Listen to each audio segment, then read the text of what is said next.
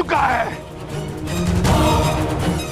अब मैं आज और इसी क्षण तुम्हें और तुम्हारे कौरव भाइयों के भार से इस धरती को मुक्त करा दूंगा।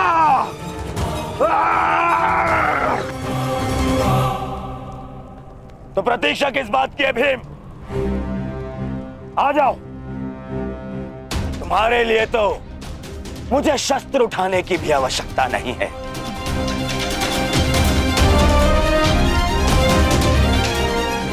मेरे मित्र के बाण ही तुम्हारे शरीर को छल्ले छल्ले कर देंगे। आजा।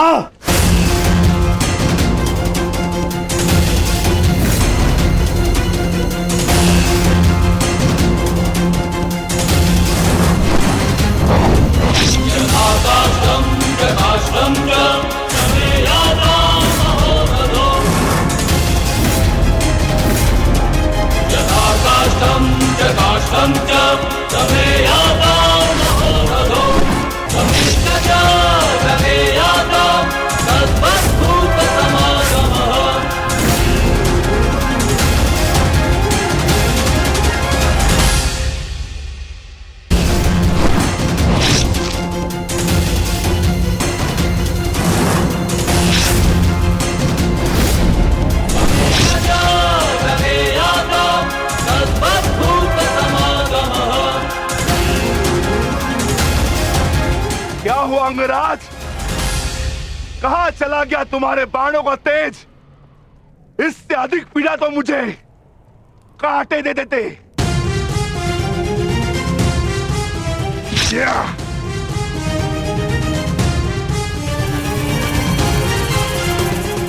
कदाचित तुम भूल रहे हो अंगराज, जिसने तुम्हारे बाणों को उनकी सीमा दिखला दी।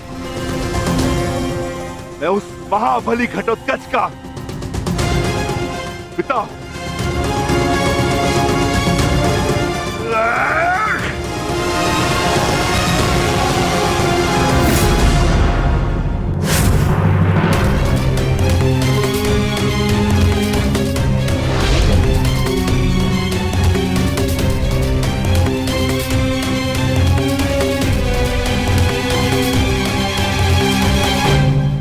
रुक जाओ कौन?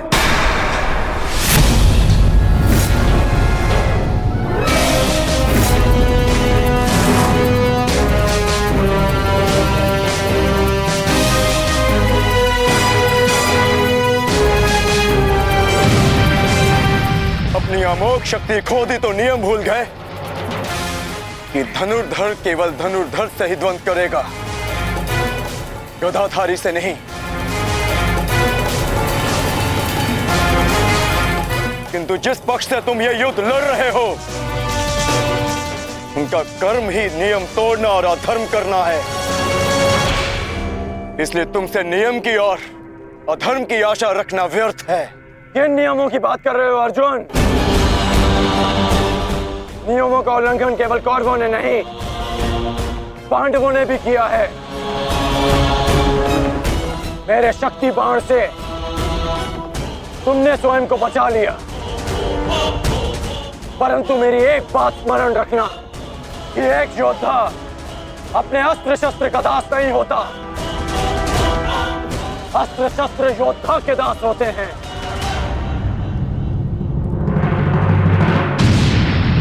तुम्हें परास्त करने के लिए मुझे किसी कवच शक्ति की आवश्यकता नहीं है अर्जुन।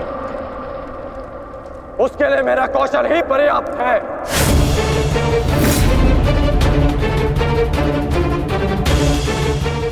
अब ना ही मेरे पास कोई शक्ति है और ना ही कोई कवच, इसलिए सावधान, क्योंकि अब मेरे बाण पहले से भी अधिक शक्तिशाली होंगे। बच सको तो बच लो अर्जुन।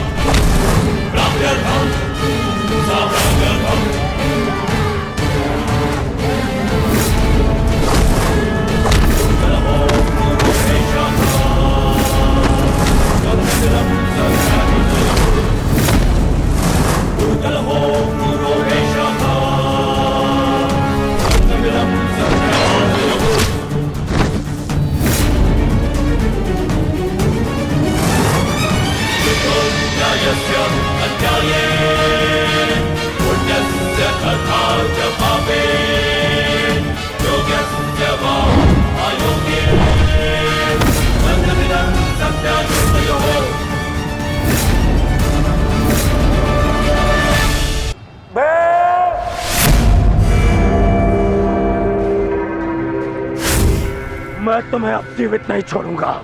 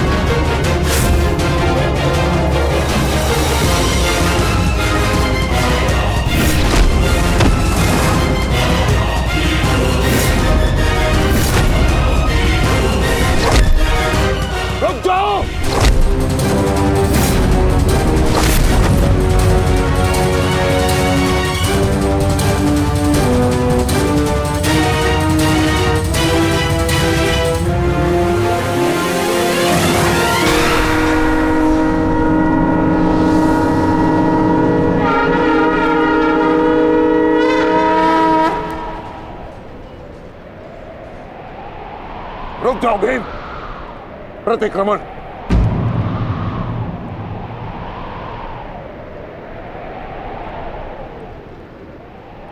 प्रतिक्रमण की मांग की है मैंने, रुक जाओ। और मुझे प्रतिकार की मांग है आचार्य, प्रतिकार की। अपने पुत्र के प्राणों पर बनाई तो प्रतिक्रमण चाह रहे हो? नहीं भीम, मेरी मंशा केवल और केवल सभी योद्धाओं को एक प्रहर का विराम देने की है।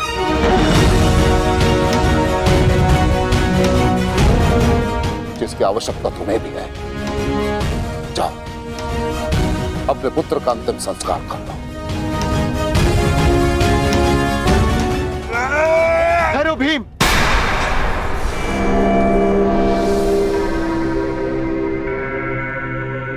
हम में और कौरवों में अंतर है भीम। गुरु द्रोण ने प्रतिक्रमण की मांग की है और हमें उनकी इस मांग का सम्मान करना होगा।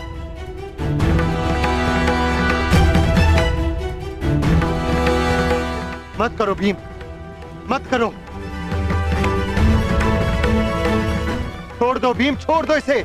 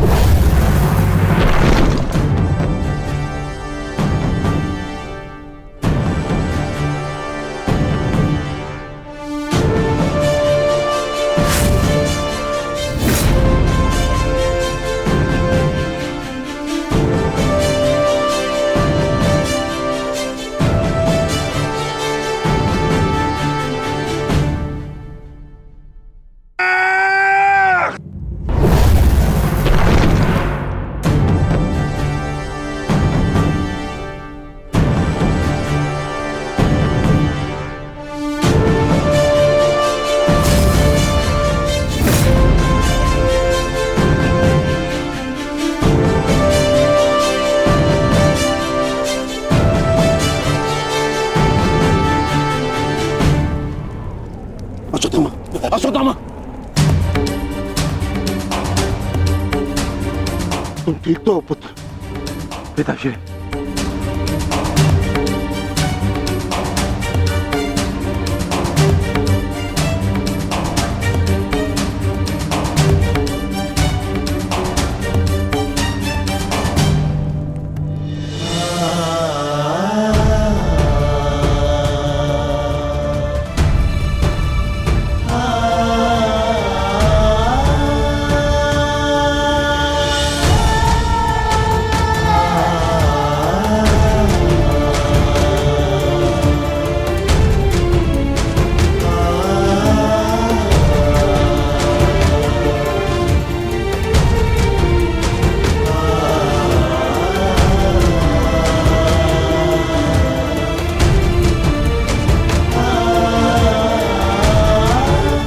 हम सब का जन्म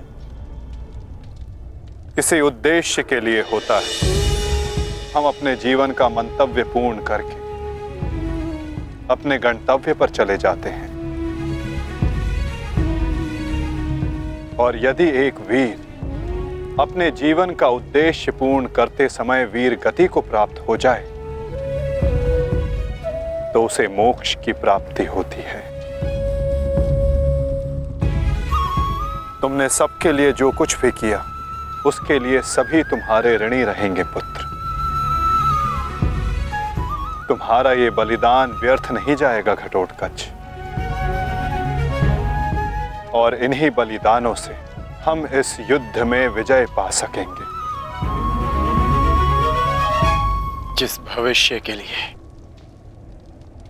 हम ये विजय चाहते हैं माधव, क्या उसके लिए वर्तमान का बलिदान करना उचित है? पुत्र की हत्या हो जाए और पिता जीवित रहे, ये कैसा न्याय है माधव? ये न्याय नहीं पार्थ, यही नियति है। नारायणं नमस्कृत्य नरं चैव धर्म स्थापना के लिए जिनका बलिदान आवश्यक है उन्हें अपना बलिदान देना होगा पार्थ। और जिनका जीवन आवश्यक है उन्हें संघर्षों का और दुखों का भार उठाकर अपना जीवन जीना होगा। और इस युद्ध के लिए, इस धर्म स्थापना के लिए नरं चैव नरोत्तमं तुम्हारा जीवन आवश्यक था। सरस्वतीं व्यासं ततो और घटोत्कच का बलिदान।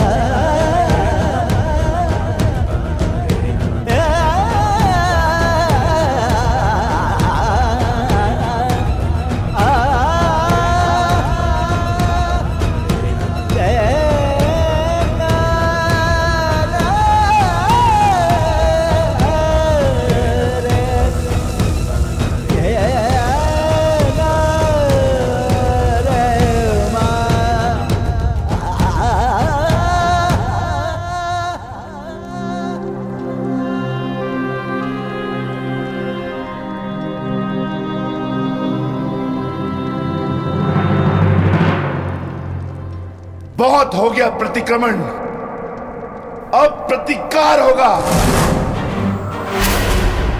प्रतिकार होगा विकोदर, और वो भी उचित स्थान पर। और अब हमारा लक्ष्य होगा कौरव सेनापति द्रोण।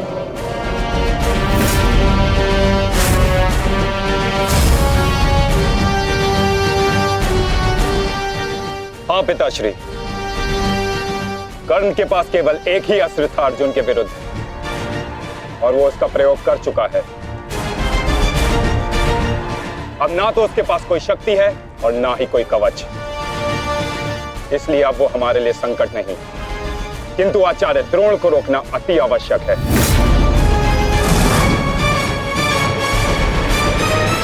उन्होंने आज भी हमारी सेना को बहुत भारी क्षति पहुंचाई है। अब द्रोण का वध आवश्यक है।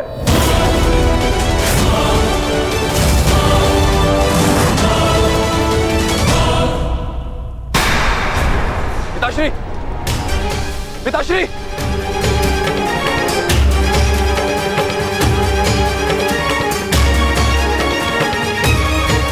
मैं कायरों की भांति युद्ध भूमि छोड़कर नहीं जाऊंगा। मैंने मित्र दुर्योधन को वचन दिया और मैं अपना वचन नहीं तोड़ सकता। एक बात का स्मरण रहे अश्वत्थामा कि धर्म और धर्म की बात करना हमें शोभा नहीं देता।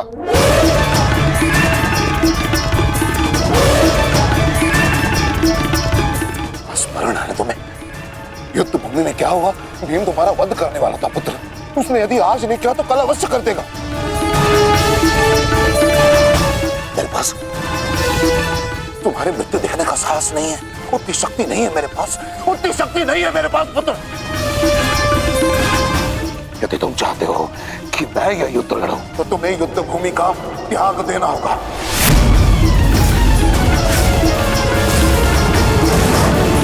वचन दो मुझे कि तुम युद्ध भूमि का त्याग कर दोगे।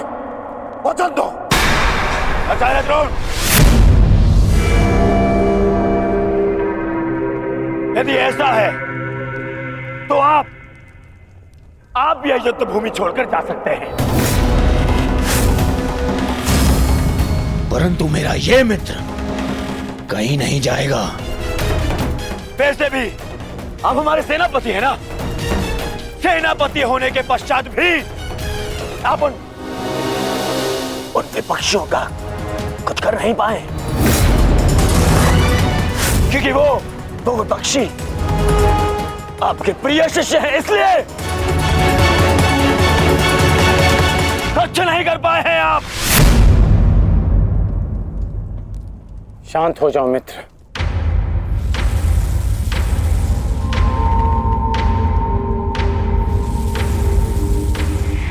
मित्र दुर्योधन सत्य कह रहे हैं। मेरे पिता ने पक्षपात किया है। उन्होंने अपने दिए वचन को पूर्ण नहीं किया और इसी कारण आज हमारे परिवार पर प्रश्न उठना आवश्यक है। किंतु एक पक्षपाती पिता का पुत्र होने से अच्छा है कि मैं एक योद्धा की तरह रणभूमि में जाऊं और अपने प्राण गंवा दूं। बस अश्वत्थामा, अपने पिता से इस भांति कटु वचन कहना एक महान योद्धा को शोभा नहीं देता। जो अपने पिता का सबके सामने अपमान कर सकता है, उससे किसी और के सम्मान की आशा नहीं की जा सकती।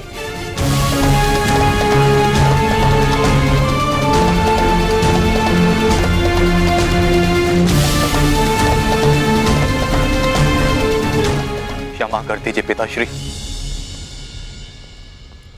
परंतु मैं इस युद्ध भूमि को छोड़कर कहीं नहीं जाऊंगा।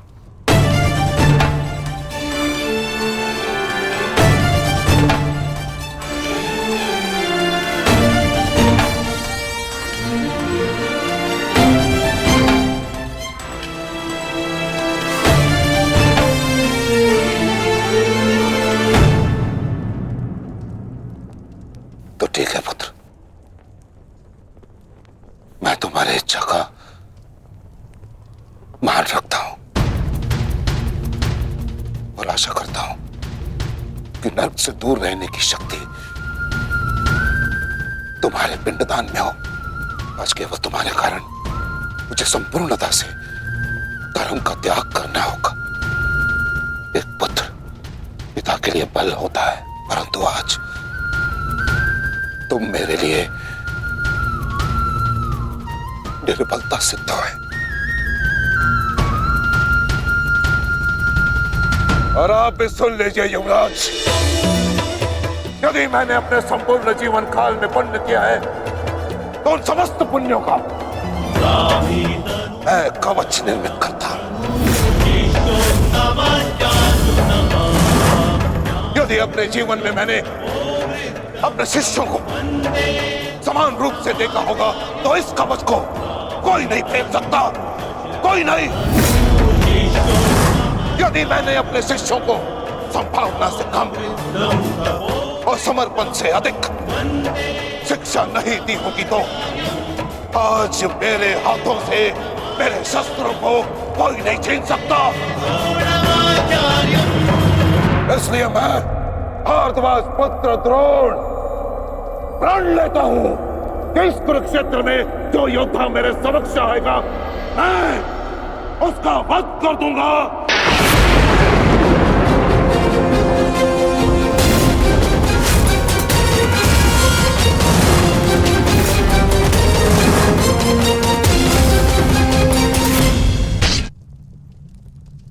आचार्य द्रोण का वध करना सरल नहीं। परशुराम के दिए गए उनके पास ऐसे कई अस्त्र हैं जिनका हमें अनुमान तक भी नहीं। मेरे पुत्र का जन्म केवल द्रोण के वध के लिए हुआ है। मुझे पूर्ण विश्वास है कि मेरा पुत्र अपने जीवन के इस उद्देश्य में अवश्य सफल होगा।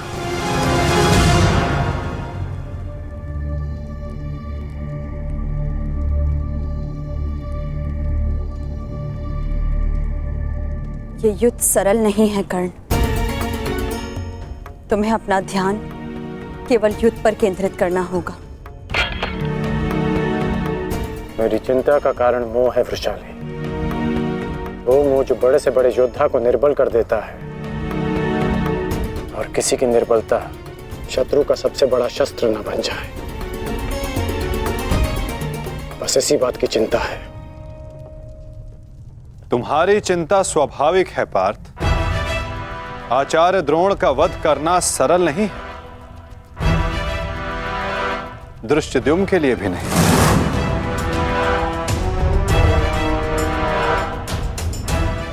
तो क्या कोई व्यू नहीं जो हम आचार्य द्रोण के विरुद्ध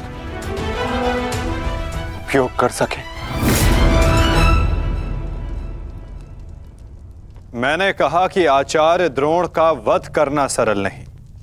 मैंने ये नहीं कहा कि ऐसा करना असंभव है।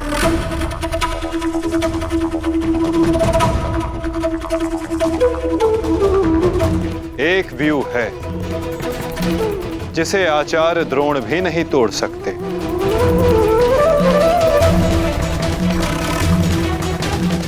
पुत्र मोह व्यू। आचार्य द्रोण को परास्त करने का केवल एक ही अस्त्र है, अश्वत्थामा।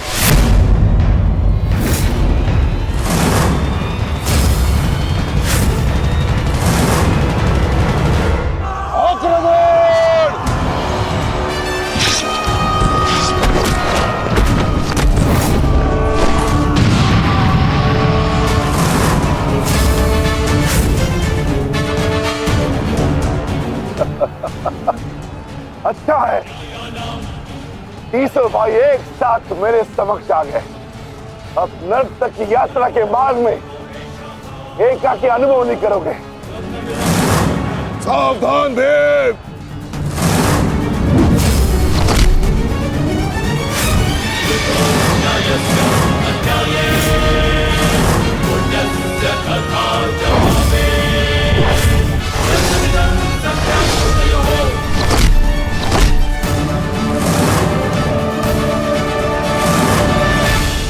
आज मैं हस्तिनापुर नरेश महाराज धृतराष्ट्र के सभी पुत्रों का कवच हूं। यदि किसी ने भी उन्हें हानि पहुंचाने का दुस्साहस किया तो उसे मृत्यु में स्वयं दूंगा, और ये मेरा संकल्प है।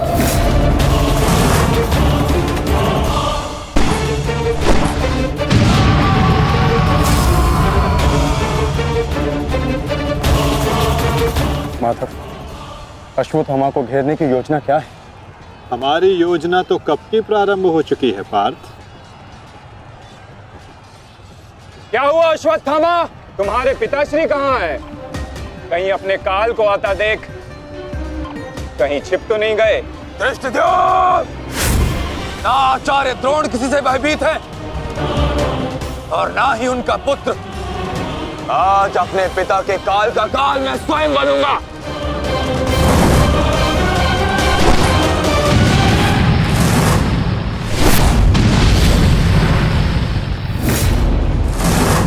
बस इतना ही सीखा है अपने पिता से। आओ अश्वत्थामा, आज मैं तुम्हें जीवन का पाठ पढ़ाता हूं। भाग कहां रहे हो कायर? साहस है तो द्वंद्व करो। आरती, पीछा करो।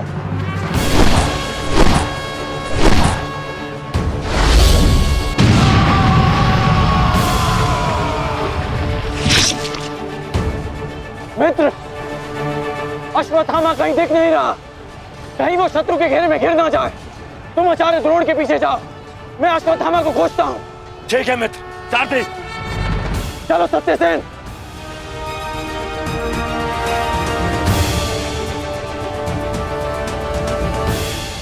तुम मेरे पिताश्री के काल हो, मेरे नहीं।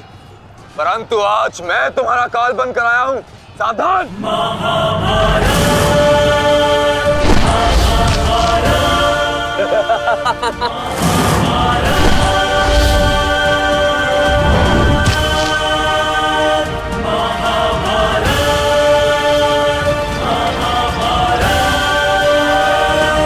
अच्छा हुआ कि पिता और पुत्र दोनों एक साथ मेरे सामने आ गए। आज तुम दोनों मेरे हाथों वीर गति को प्राप्त हो गए।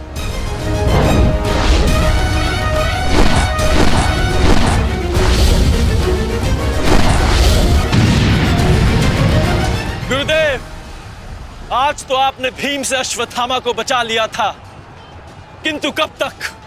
अब चाहे हमारा वध कर दो, किंतु हमने भी आज संकल्प लिया है कि मृत्यु दोनों पक्षों में होगी।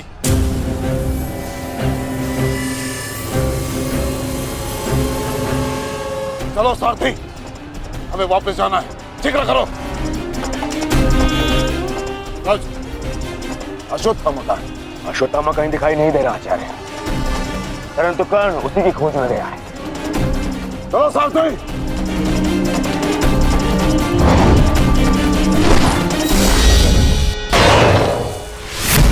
अब तुम्हारी सहायता के लिए ना कोई सैनिक है और ना कोई व्यू।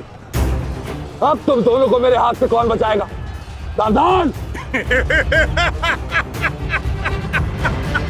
अश्वत्थामा, तुम स्वयं व्यू में खड़े हो। इस व्यू को शमशान व्यू कहते हैं। कदाचित तुम्हारे पिता ने तुम्हें इस व्यू के विषय में बताया ही नहीं होगा। अपने चारों ओर देखो।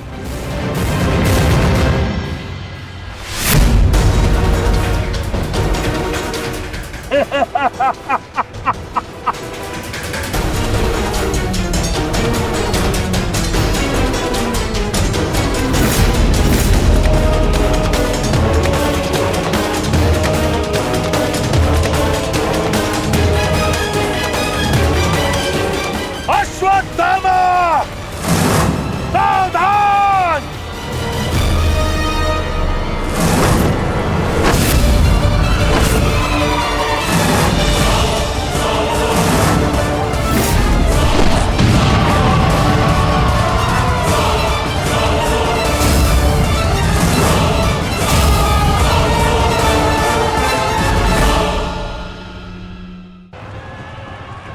अश्वत्थामा, सावधान।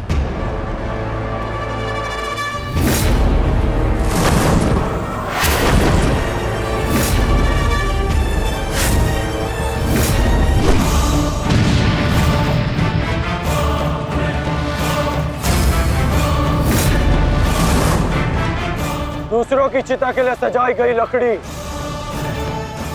कभी कभी स्वयं को भी जला देती है। धृष्टद्युम्न, अर्जुन, अंगराज कर्ण अश्वत्थामा की रक्षा के लिए शमशान व्यू में आ चुका है। हमारी योजना संकट में है।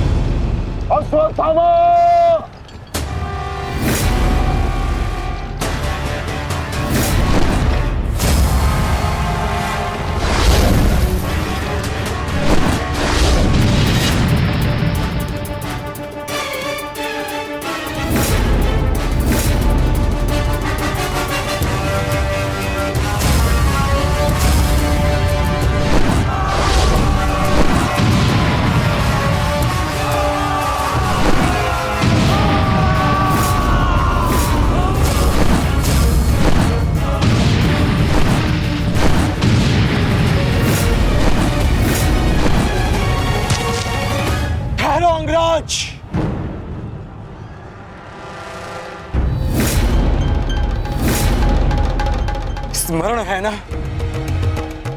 कि हमारा द्वंद्व का निर्णय आना अभी शेष है। मैं युद्ध का आह्वान देता हूं।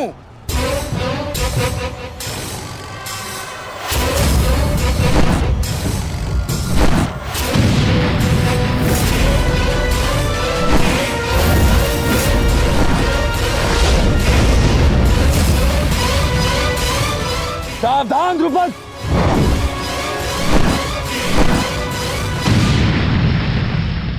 मेरा ही राज्य मुझसे ही छीनकर मुझे ही आधा राज्य भीख में दिया तुम्हारे पिता ने, और जिस आधे राज्य पर तुम शासन कर रहे हो वो मुझे स्वीकार नहीं है।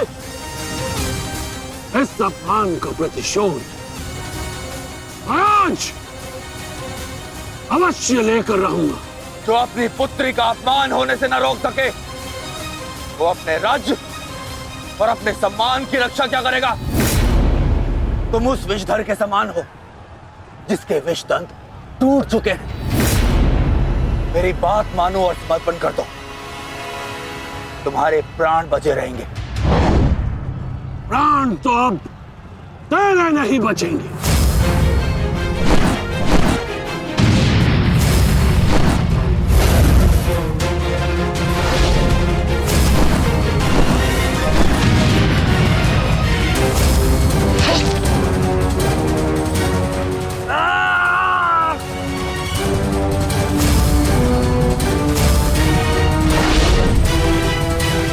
द्रुपद,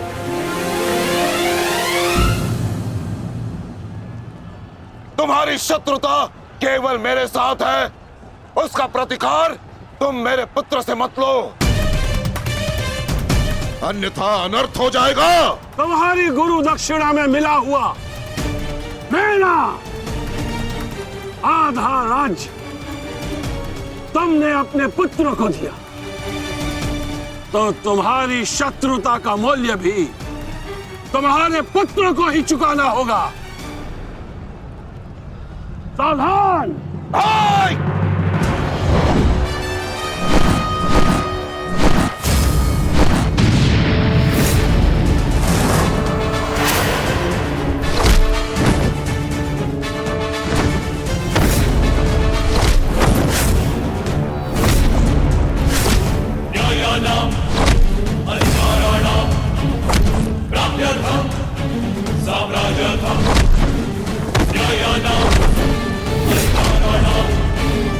दुर्योधन, भीम ने तुम्हारे और 5 अनुजों का वध कर दिया है और अभी उसकी रक्त पिपासा बुझी नहीं है। दुर्योधन, और उस दिशा में देखो, द्रोण द्रुपद नरेश के साथ द्वंद्व में व्यस्त है। अब केवल तुम ही उस भीम को रोक सकते हो। दुर्योधन, शीघ्रता करो। तो क्या द्वंद्व बीच में छोड़कर जाओगे दुर्योधन?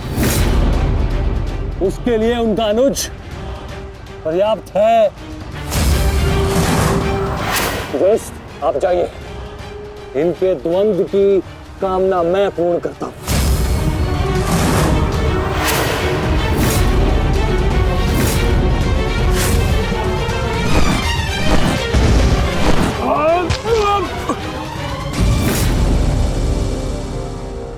बार बार मुझे छोड़कर मेरे पिता पर वीरता क्यों दिखाते हो आचार्य?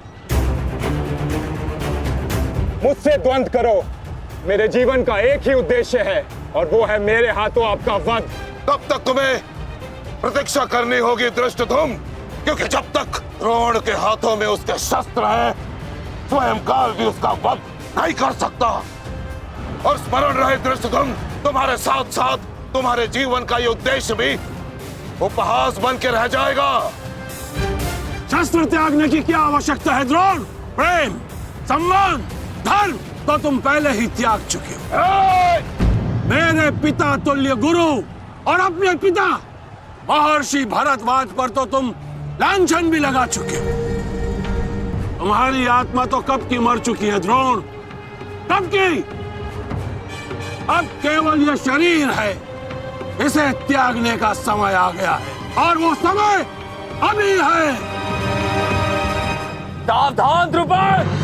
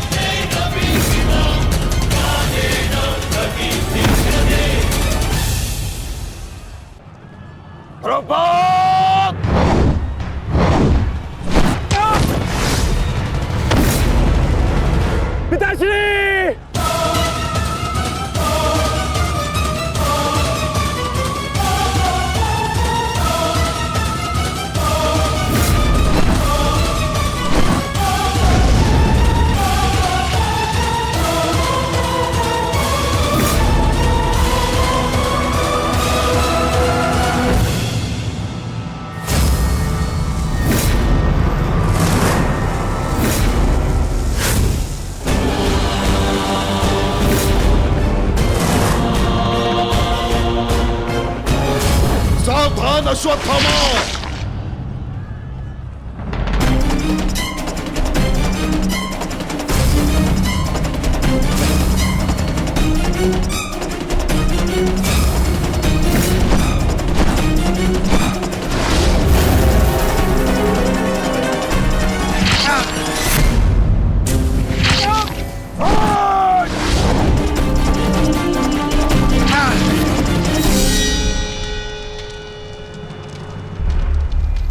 पिताश्री!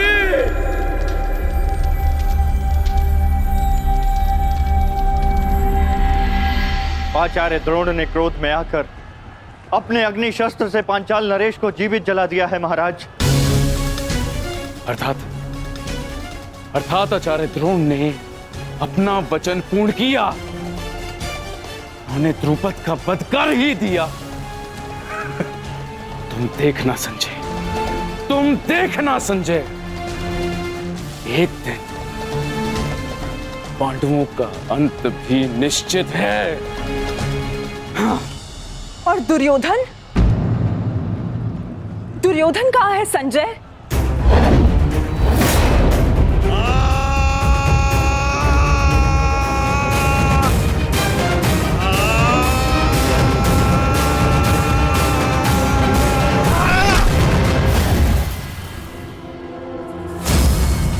तुम्हें ज्ञात भी है, अब तक तुम्हारे 55 अनुजों का रक्त मैं अपनी गदा को पिला चुका हूं।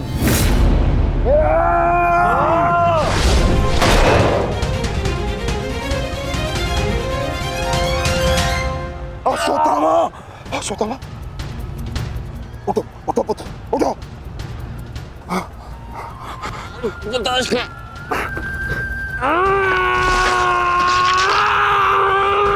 पुत्र पुत्र पुत्र, तुम बहुत अधिक चोटिल हो गए हो। तुम एक काम करो, तुम शिविर में जाओ, जाओ।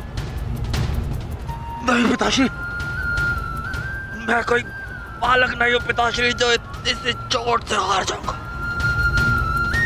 एक योद्धा रणभूमि छोड़कर नहीं जाता पिताश्री। मेरी बात मानो, तुम्हें बहुत आवश्यक है, वहां जाना। जाओ शिविर में जाओ, जाओ पुत्र, मेरी बात मान लो, जाओ जाओ पुत्र। अनर्थ कर दिया तुमने द्रोण, मुझे मेरे पिता की मुखाग्नि देने का अवसर भी नहीं दिया। अब तुम्हें आर्य भी मेरे हाथों से नहीं बचा सकते।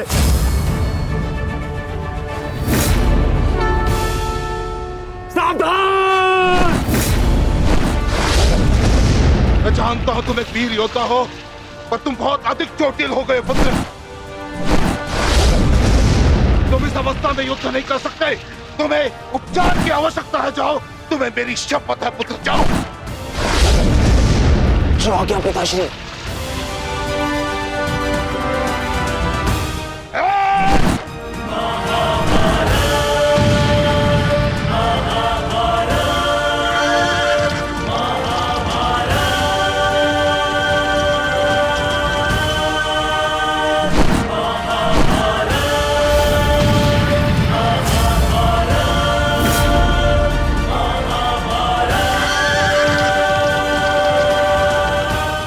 अश्वत्थामा जा रहा है पार्थ। भीम और युधिष्ठिर को संकेत भेजो।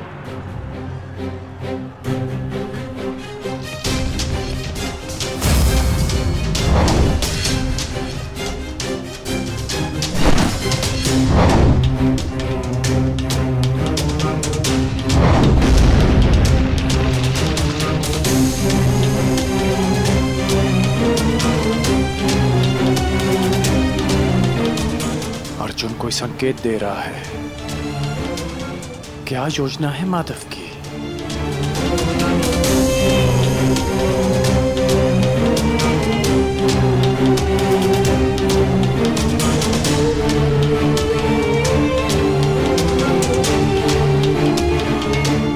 जाना तो नहीं चाहता, परंतु माधव का संकेत है, मुझे जाना होगा। प्रतीत होता है तुम्हारे जीवन के कुछ प्रहर अभी शेष है।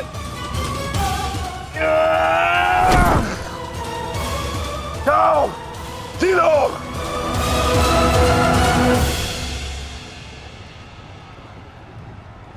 सारथी, आगे बढ़ो।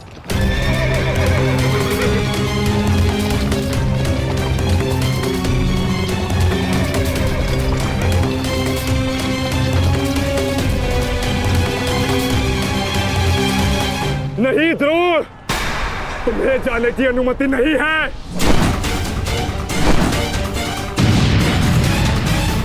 कर्ण, अश्वत्थामा की सहायता करो। वो बहुत अधिक जख्मी है और भीम उसके पीछे है। जाओ।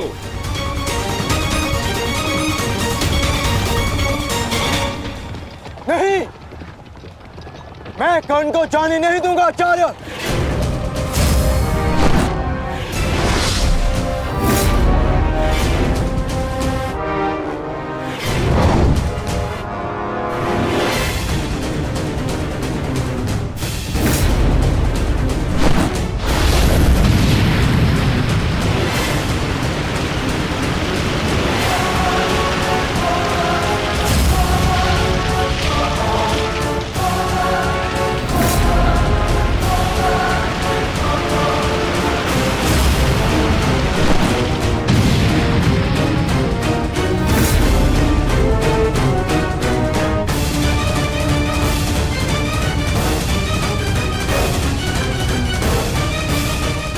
स्मरण रहे पार्थ, यदि कर्ण अश्वत्थामा की सहायता के लिए वहां पहुंच गया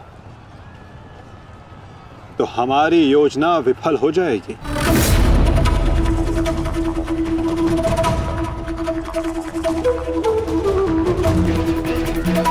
तुम्हें कर्ण को वहां तक पहुंचने से रोकना होगा पार्थ।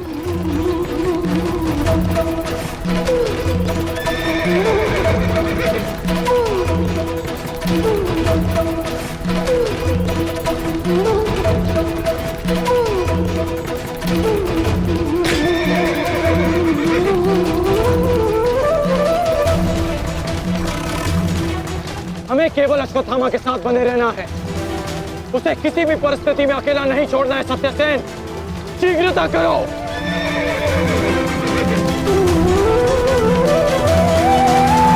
माधव, हमें कर्ण को रोकना होगा, अन्यथा हमारी योजना विफल हो जाएगी और आचार्य द्रोण का वध करना असंभव हो जाएगा।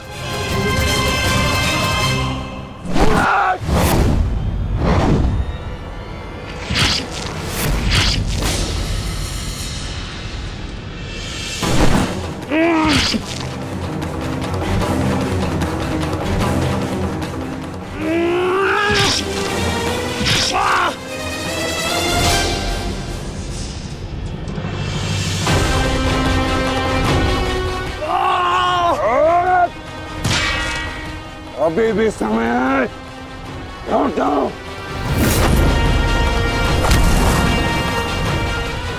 मैं तब तक यहां से नहीं लौटूंगा जब तक आपके प्राण नहीं ले लेता आचार्य।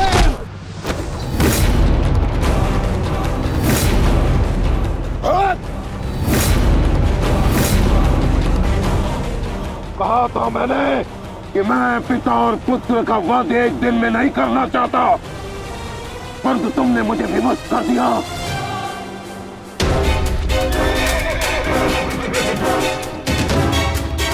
चलिए माता, कर्ण के पीछे चलिए।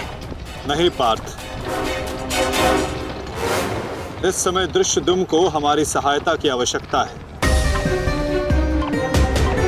और यहां से जाना हमारी योजना का भाग नहीं है। तुम आचार्य द्रोण के साथ युद्ध करो।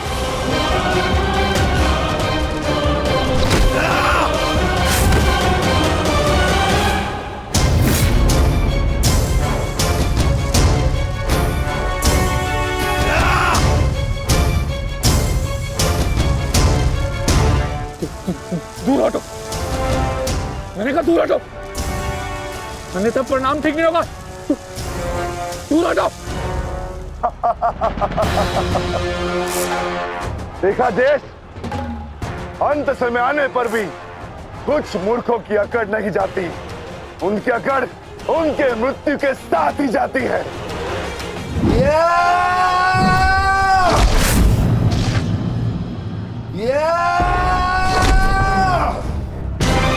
अश्वत्थामा! अब तुम्हारा अंत आ गया अश्वत्थामा! अश्वत्थामा!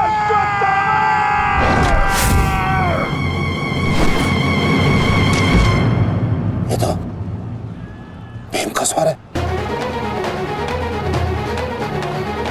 कहीं ऐसा तो नहीं कि भीम अश्वत्थामा के साथ द्वंद्व कर रहा हो। मुझे शीघ्र वहां पहुंचना होगा। भीम की गर्जना का आशय आप भी समझते हैं आचार्य कि ये द्वंद्व समाप्त हो गया है और इस द्वंद्व के समाप्त होने से प्रतीत होता है कि अश्वत्थामा का वध हो चुका है आचार्य।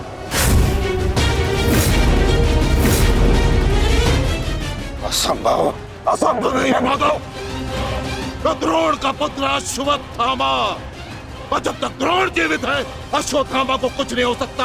मेरा हृदय कहता है कि मेरा पुत्र जीवित है, कुछ नहीं हुआ उसे। और वैसे भी मुझे आपके बातों पे विश्वास नहीं है माधव। यही विचार पांडवों का भी था आचार्य कि युद्ध भूमि में उनके रहते हुए अभिमन्यु का वध नहीं हो सकता, उसकी मृत्यु नहीं हो सकती। परंतु ऐसा नहीं हुआ आचार्य। जब काल के रूप में जयद्रथ आ सकता है तो काल के रूप में विकोदर भीम भी आ सकते हैं। काल की गति को कोई नहीं रोक सकता आचार्य।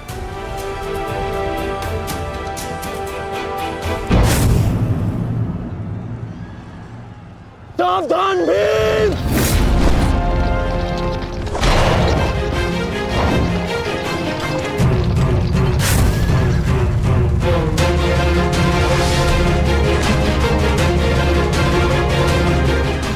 अश्वत्थामा, अश्वत्थामा, तुम ठीक हो? तुम ठीक हो? हाँ अंगराज।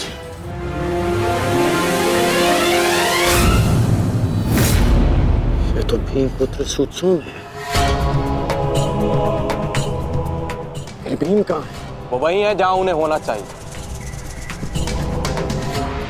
आचार्य, आज कर्ण नामक कवच भी अश्वत्थामा की रक्षा नहीं कर पाया।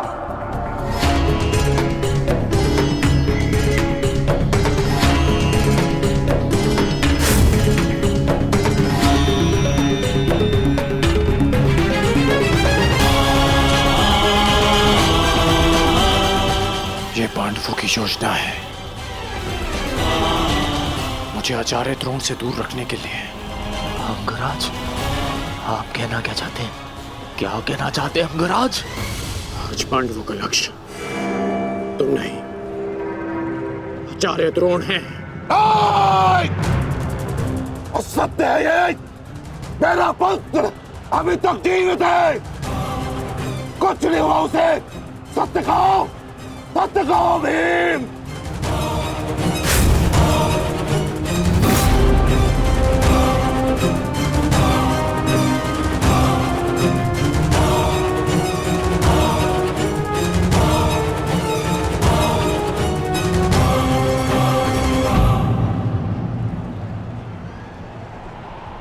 धर्मराज, मैं तुमसे सुनना चाहता हूं, ये सत्य क्या है? कह दो कि मेरा पुत्र जीवित है। तुम्हारा उपयोग केवल मेरा ध्यान भटकाने के लिए था। मुझे इस बात का आभास क्यों नहीं हुआ? आचार्य द्रोण के प्राण संकट में है। चलो अश्वत्थामा, चलो। सत्य कह दो कि आज भी मेरा पुत्र जीवित है, कुछ नहीं हुआ उसे, कोई उसका वध नहीं कर सकता।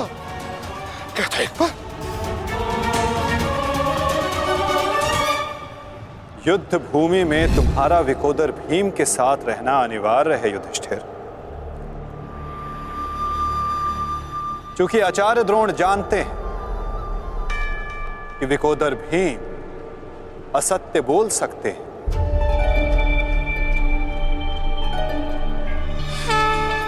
किंतु धर्मराज युधिष्ठिर नहीं। और वो ये सुनिश्चित करने के लिए तुमसे ये प्रश्न अवश्य करेंगे धर्मराज।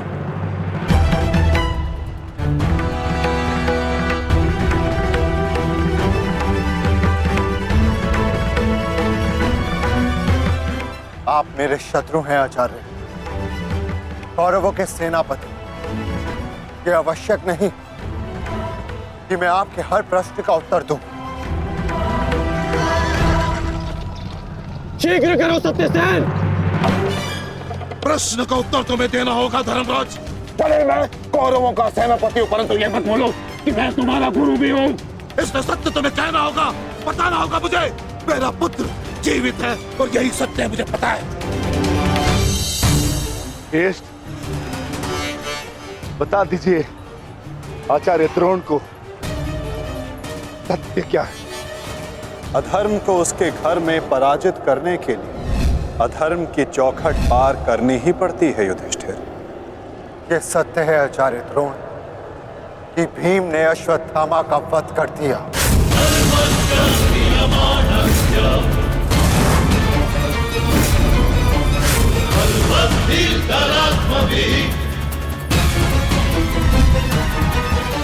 नहीं माधव, मैं असत्य नहीं कहूंगा।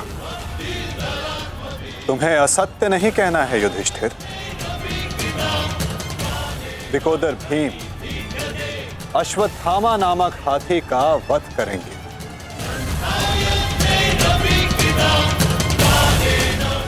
तुम्हें केवल यह कहना है कि अश्वत्थामा मारा गया। इससे ना तुम्हारा धर्म टूटेगा और हमारी योजना भी सफल हो जाएगी।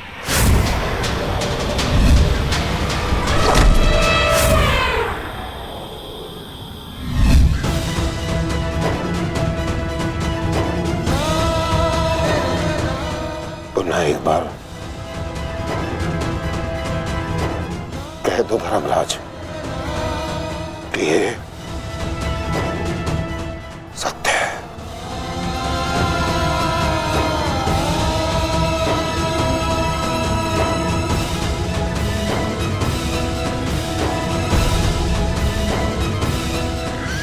शीघ्र करो सत्यसेन। आपने बिल्कुल सही सुना आचार्य द्रोण।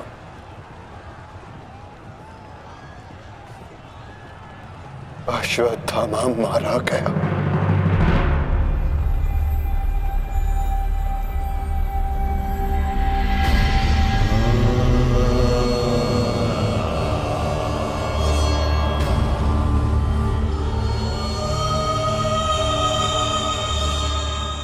परंतु वो एक मनुष्य नहीं,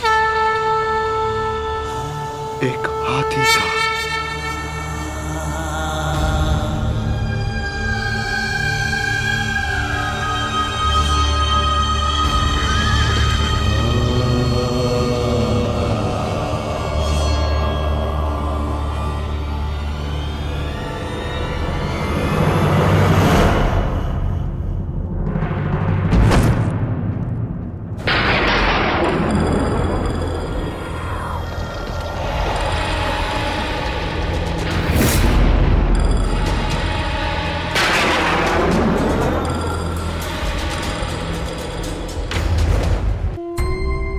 जिस पुत्र के लिए आप आचार्य से शिक्षक बन गए, जिस पुत्र के लिए आपने अपने शिष्यों से गुरु दक्षिणा नहीं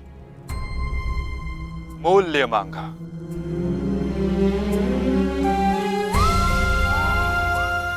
और उसी पुत्र के कारण आप एक एक करके अधर्म की सीढ़ियां चढ़ते चले गए आचार्य।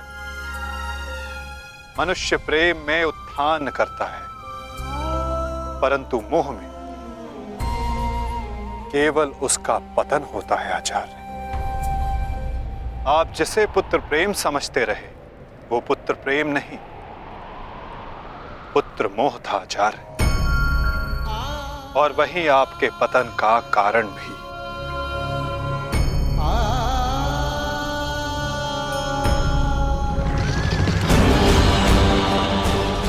शीघ्र करो सत्यसेन।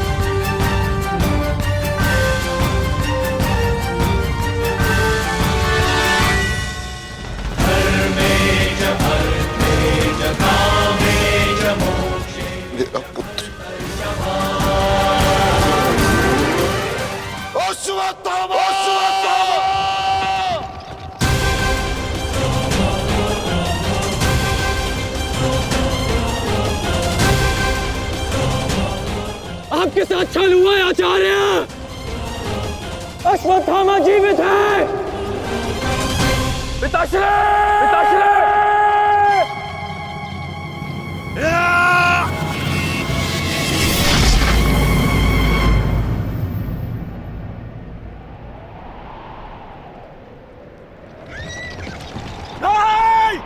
आचार्य!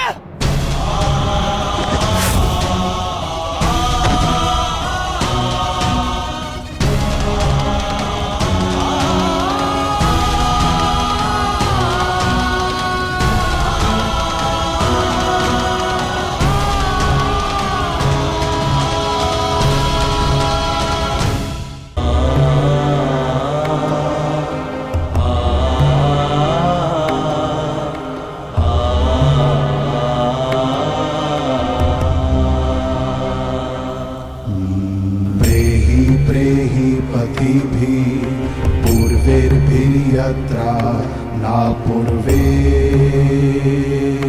पीतरपर्युः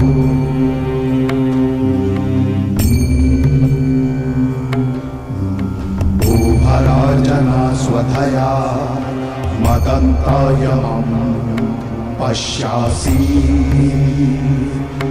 वरुणं च दिवम्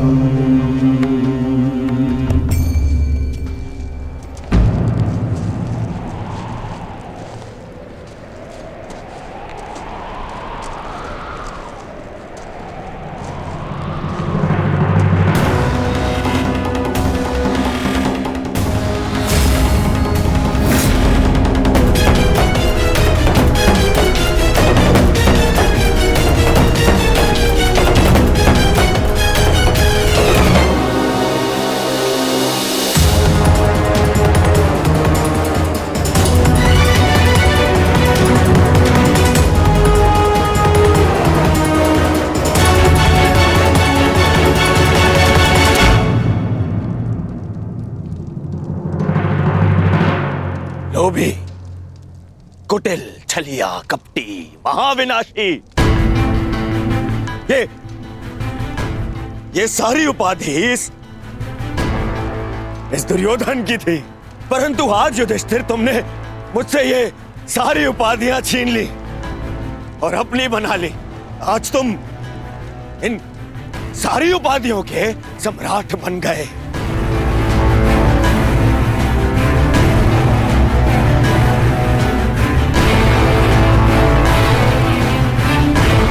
प्रणिपात सम्राट, अरे बोलो, सम्राट आए हैं। छल सम्राट युधिष्ठिर की जय बोलो, बोलो, छल सम्राट युधिष्ठिर की जय। परंतु सम्राट मुझे समझाइए, अब कौन सा कार्य शेष रह गया? आपने यहां आने का कष्ट कैसे किया सम्राट? अरे कहीं ऐसा तो नहीं कि लकड़बग्घे की तरह गुरु आचार्य द्रोण के शव पर भोज मनाने आए हैं आप?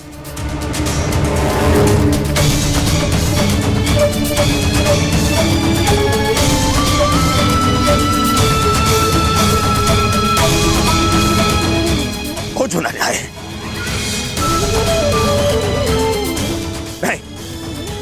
नहीं सम्राट, मैं क्षमा चाहूंगा, परंतु मैं इस बात की अनुमति नहीं दूंगा आपको।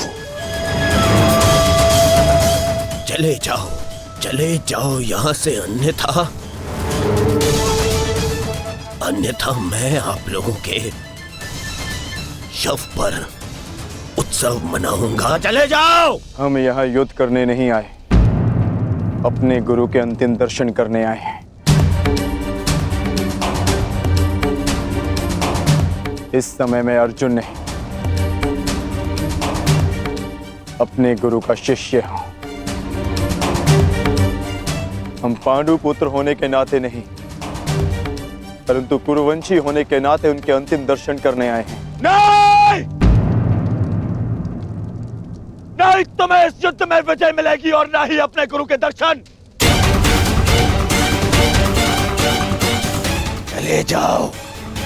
चले जाओ यहां से, अन्यथा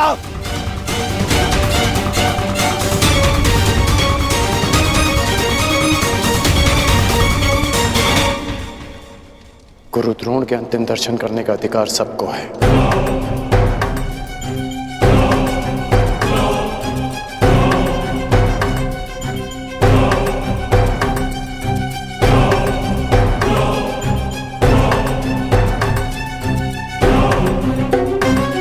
बहुत बड़ी गुरु दक्षिणा दी आपने अपने गुरु को, छल से मृत्यु दी तुमने अपने गुरु को। उन्होंने अनेकों दिव्यास्त्र सिखाए तुम सबको, परंतु विश्वासघात नामक अस्त्र का कोई उत्तर नहीं था उनके पास। धर्मराज, क्या उत्तर है आपके पास आपके छल का?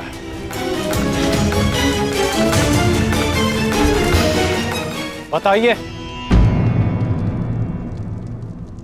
मेरा चयन बिल्कुल ठीक था। दुर्योधन तुमसे बेहतर राजा होगा।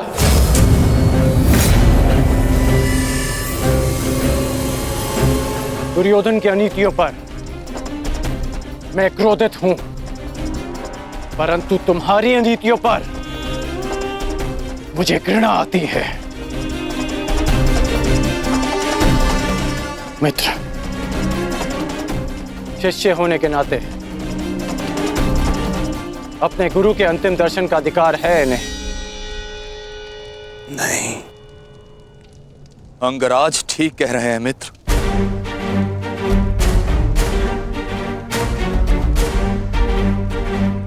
इन्हें अधिकार है। मेरे पिता ने जितना प्रेम अपने पुत्र को दिया, उतना किंचित अधिक इन पांडु पुत्रों को दिया।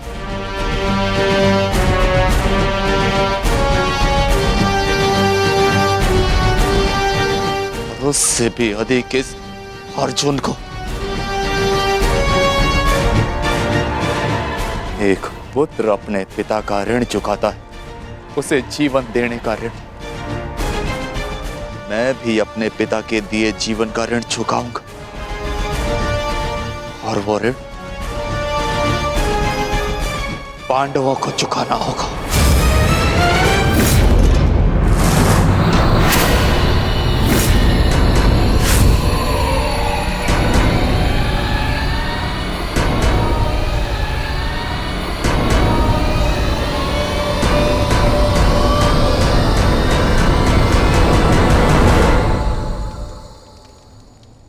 पापियों और दैत्यों की भांति तुम लोगों ने विद्या पर लांछन लगाया है।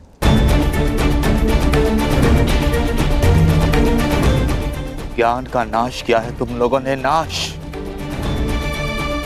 धिक्कार, धिक्कार है तुम लोगों पर।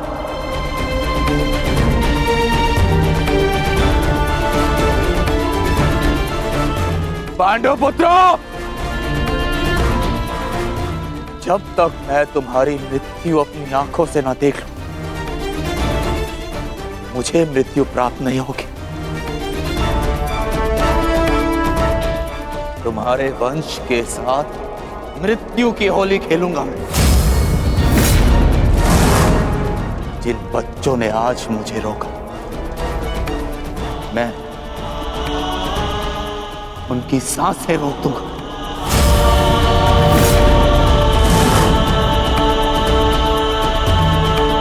मुझे रोका, मैं उनकी सांसें रोक दूंगा।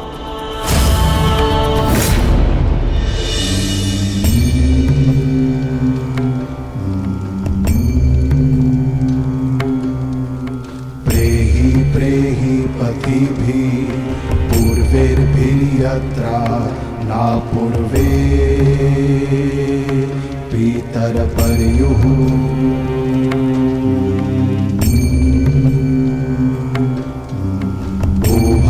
जना स्वधया मदन्तायमं पश्यासि वरुणं च दिवम्।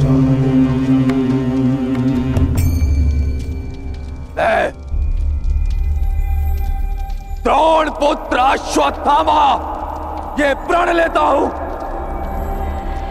कि तुम्हारे संपूर्ण वंश को नष्ट कर दूंगा, नष्ट कर दूंगा, नष्ट कर दूंगा, नष्ट कर दूंगा, नष्ट कर दूंगा, नष्ट कर दूंगा।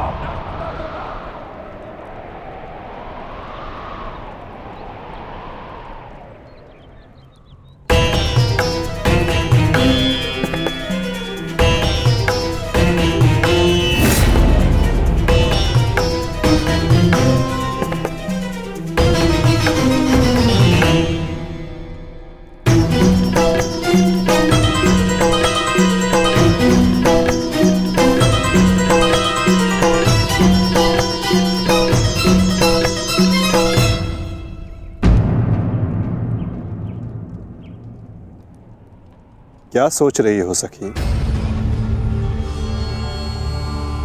असंख्य चिताएं, असंख्य अग्नि जलकर भस्म हुआ मेरा मान, मेरा सम्मान, मेरा अभिमान,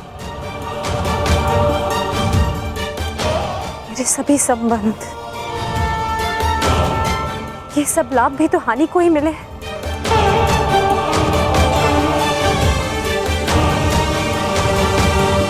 वो देखिए माधव,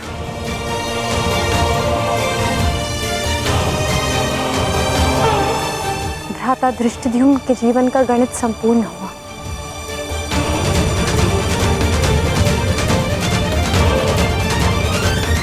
अब उनके जीवन का न्यून लाभ है। इस जटिल गणित में न केवल हानि और लाभ है सखी, इस गणित के अनेकों कोण भी हैं। उधर देखो, तुम्हारी पुत्र वधू खड़ी है।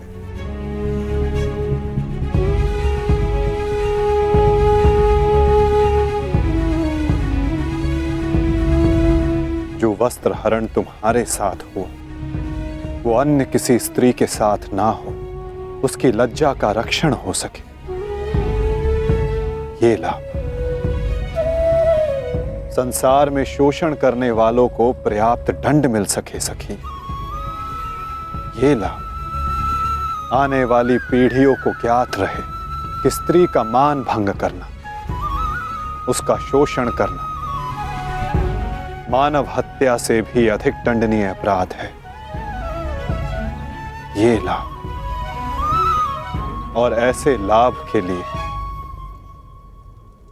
बलिदान अनिवार्य है सखी, और ऐसे बलिदान देने की क्षमता सब में नहीं होती सखी।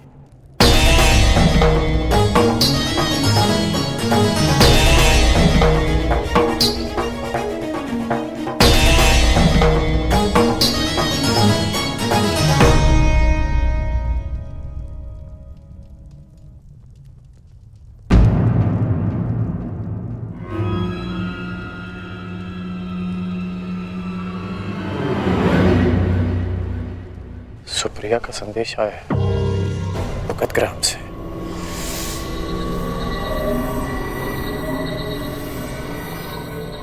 वो मृत्यु शैया पर है।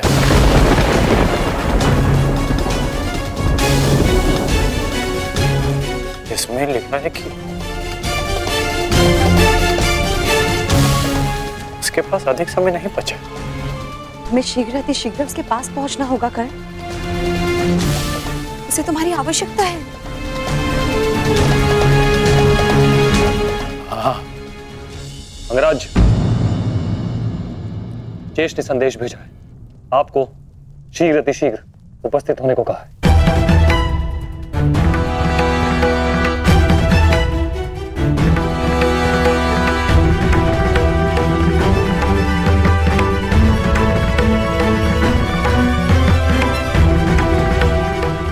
मुझे जाना होगा,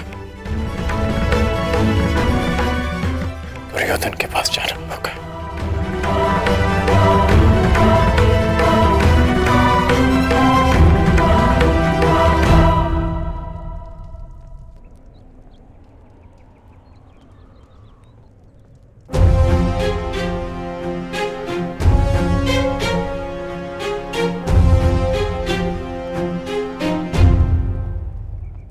अनेक दिनों से मेरा हृदय ही नहीं,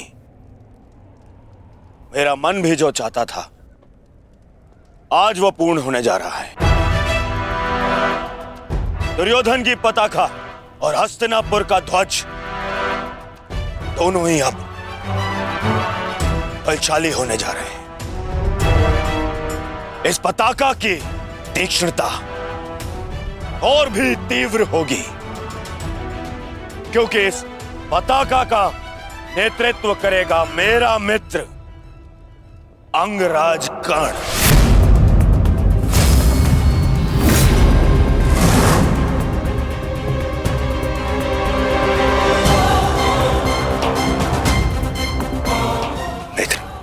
आज से मैं निश्चिंत हो गया। मुझे पूर्ण विश्वास है कि तुम्हारे नेतृत्व में इस युद्ध में विजय हमारी ही होगी। आज से हमारी सेना के सेनापति हो तुम।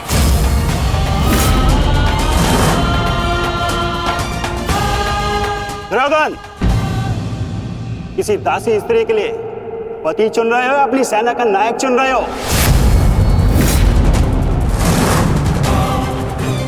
एक नीची जाति के व्यक्ति को तुम हमारे सर पे थोप नहीं सकते।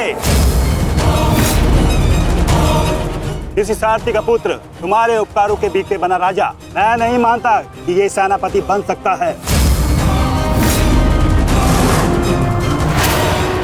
क्योंकि पलतरन पैरों में शोभा देते हैं, ना कि मस्तक पर। मेरे होने वाले सम्राट, और हाँ अंगराज कर्ण, देखो तुम दोनों बुरा मत मानना। प्रश्न केवल ये नहीं है कि अंगराज सूत्र है या क्षत्रिय। प्रश्न तो ये है कि सेनापति पद किसे मिलना चाहिए। सेनापति पद के लिए आवश्यक क्या होता है? बुद्धि और शक्ति। और अंगराज, आपके बुद्धि पर किसी को कतई संदेह नहीं ना, परंतु संदेह है तो केवल और केवल आपकी शक्ति पर। अंगराज अभेद थे, अब नहीं है। कवच और कुंडल भी था इनके पास, अनेकों अस्त्र थे जो अब नहीं है, जो अब अंगराज खो चुके हैं। और हाँ, खास बात तो यह है, अर्जुन के लिए जो अस्त्र था वो भी आप खो चुके हैं। तो इसका पूर्ण अर्थ यह है दुर्योधन कि अंगराज अब उस बूढ़े शेर की भांति हो गए, जिसके दांत भी टूट गए हैं और पंजे के नाखून भी झड़ चुके हैं। और ऐसे शेर के साथ चूहे भी व्यंग करते हैं। अब महाराज शल्य को देखो, इनकी शक्ति और भव्य सेना की सहायता से हम विजय प्राप्त कर सकते हैं। अब यदि अंगराज आपके परम मित्र हैं तो वो भी इस बात को मानेंगे, हैं? क्यों अंगराज? अमश्री, मुझे कर्ण की मित्रता पर कोई संदेह नहीं है। जिसने अपना सबसे महत्वपूर्ण शस्त्र मेरी सुरक्षा के लिए उपयोग कर लिया, और ना ही उसके शौर्य पर। संदेह तो मुझे शैल्य पर है, क्योंकि कायरों के भांति रण छोड़कर भागना सबसे पहले इन्हें आता है। एक नहीं, दो बार अवसर मिला इन्हें, पर इन्होंने क्या किया? रण छोड़कर भाग गए, एक ऐसे चूहे की तरह जो केवल शेर की दहाड़ सुनकर ही भाग जाता है, भाग जाता है। इस चूहे को मैं ना तो अपनी सेना का सेनापति बनाऊं और ना ही अपनी दासियों का पति। मूर्ख हो मूर्ख, तुम दोनों मूर्ख हो। एक मूर्ख का सम्राट और एक मूर्ख का सेनापति। तुम दोनों मूर्खों को लगता है पांडवों पे विजय पाओगे? बस मद्रराज,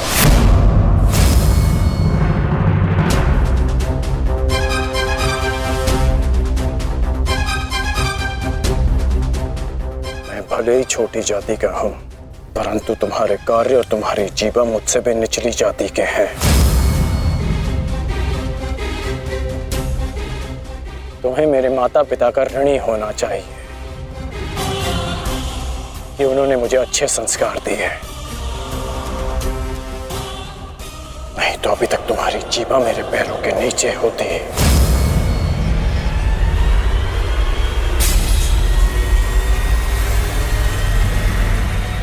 अब एक और शब्द अपनी जीवा से निकाला तो मैं अपने सारे संस्कार भूल जाऊंगा और ये भी भूल जाऊंगा कि हम दोनों एक ही पक्ष में हैं।